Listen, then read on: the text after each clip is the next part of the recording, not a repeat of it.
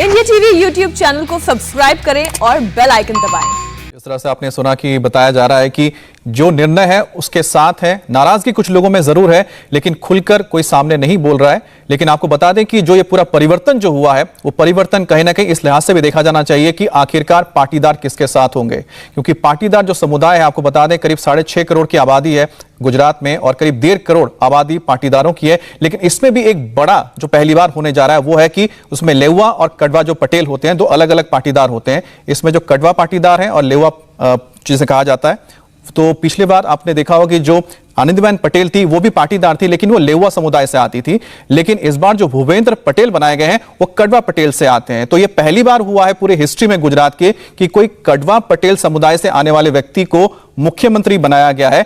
तो कहीं ना कहीं जो ये समीकरण आपको नजर आ रहे हैं, इसका असर आने वाले चुनाव में पड़ेगा। तो एक होता है कि एक समुदाय जो कि सबसे ज्यादा प्रभावशाली माना जाता है, जो एक साथ मिलकर वोट करता है, उनको अपने खेमे में लाना और साथ ही साथ जनता के लिए एक फ्रेश, कहते हैं ना, एक फ्रेशनेस, जो चेहरा दिखना चाहिए, नए लोग नजर आने चाहिए, उसकी भी कवायद है।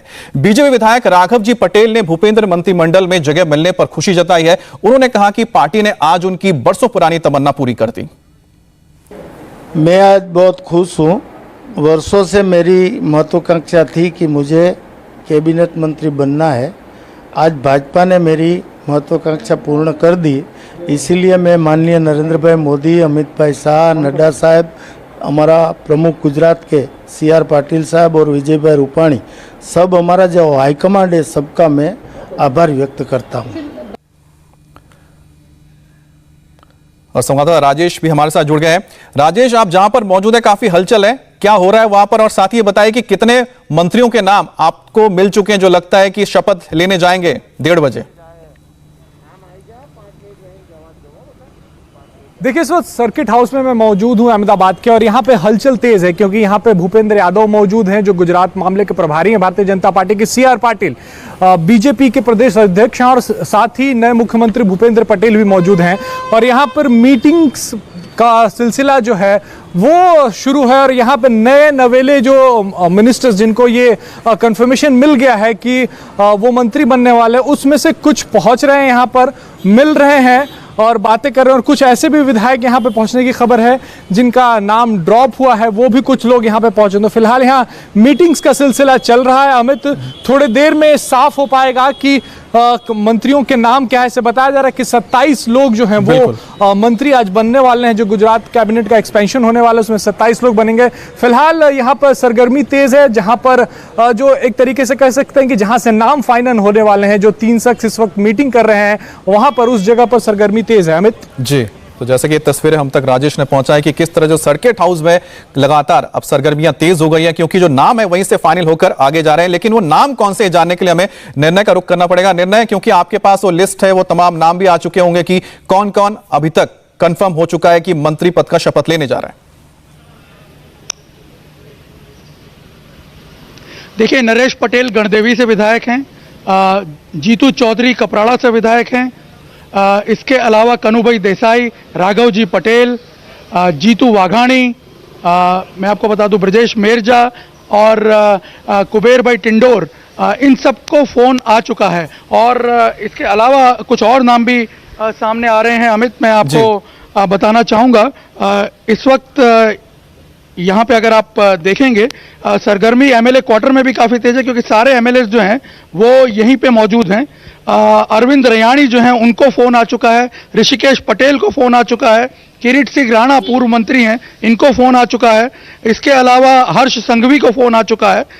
कुल मिलाकर के अभी जो हमारे पास नाम है उस हिसाब से करीब 10 से 11 लोगों को फोन ऑलरेडी जा चुके हैं। इनमें हमने देखा है कि कई ट्राइबल नेता जो हैं उनका नाम प्रमुख है। कुबेर टिंडोर हैं, जीतू चौधरी है, नरेश पटेल हैं और कनुभाई देसाई। और मैं आपको बता दूं ये सभी नए चेहरे हैं। देखिए, जो नो रिपीट थ्योरी अपनाई गई इस बार सरकार के द्वारा, उसमें हमने ये देखा है बीजेपी की इस नो रिपीट थ्योरी का परिणाम ये हुआ कि सारे जो सीनियर चेहरे थे वो ड्रॉप हो गए। और इस बार जो नाम अभी तक हमारे सामने आए हैं उसमें अगर हम देखेंगे तो 9 नाम सिर्फ 3 हैं, राघव जी पटेल, जीतू वाघाणी और किरीट सिंह राणा। किरीट सिंह राणा पहले मंत्री रह चुके हैं मोदी सरकार में भी राघव जी पटेल, इससे पहले जब केशुभाई की सरकार थी तब भी वो उसमें मंत्री थे, काफी सीनियर नेता हैं। और जीतू वाघाणी प्रदेश प्रमुख थे, सीआर पाटिल से पहले प्रदेश अध्यक्ष थे बीजेपी के।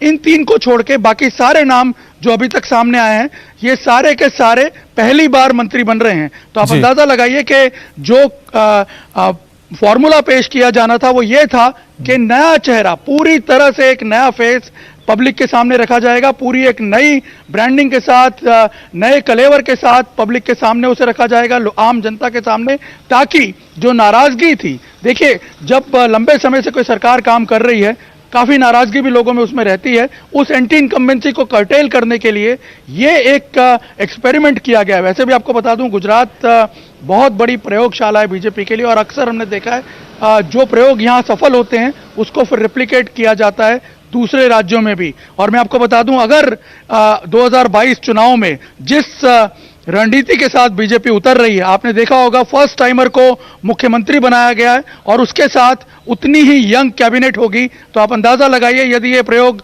सफल होता है तो इसको एक प्रेसिडेंट के तौर पे भी यूज किया जा सकता है। और हम ज्यादा सरप्राइज नहीं है, क्योंकि कल से जब ये पता चल गया था अमित कि सारे पुराने चेहरे ड्रॉप कर दिए जाएंगे, तो अब आप देख सकते हैं जिस एक नए फ्रेश ब्रीथ के साथ, एक नए फ्रेश उत्साह के साथ पार्टी जाना चाहती है, उसका रिफ्लेक्शन इस मंत्रिमंडल में क्लियर दिख रहा है। बिल्कुल बिल्कुल। तो निर्णय ने हमें सारे नाम बताएंगे, 11 नाम उन्होंने बता दिए हैं कि जो अब तक जिन्हें फोन कॉल आ चुके हैं, लेकिन जैसे उन्होंने इसमें सबसे महत्वपूर्ण बात बताई कि 11 में से 3 ऐसे नाम उन्होंने बताया कि जिनको कोई ना कोई पद मिल चुका है पहले, या मंत्री रह चुके हैं, या फिर प्रदेश अध्यक्ष थे जीतू। लेकिन इसके अलावा जो 9 बाकी चेहरे हैं वो पूरी तरह से फ्रेश चेहरे हैं और उनको मौका दिया जा रहा है। लेकिन साथ ही इसका इंपैक्ट क्या होता है उसके लिए तो इंतजार करना पड़ेगा। लेकिन ब्रेक के लिए रुकेंगे और ब्रेक के बाद वापस इस बड़ी खबर पर लौटेंगे, क्योंकि लगातार नाम सामने आ रहे हैं कि आखिरकार वो 27 चेहरे कौन से होंगे मंत्रिमंडल के। नमस्ते, मैं हूं मीनाक्षी जोशी। वीडियो और खबरों से अपडेट रहने के लिए India TV YouTube channel subscribe करें, बेल आइकन दबाना ना भूलें। जुड़े रहें इंडिया टीवी के साथ।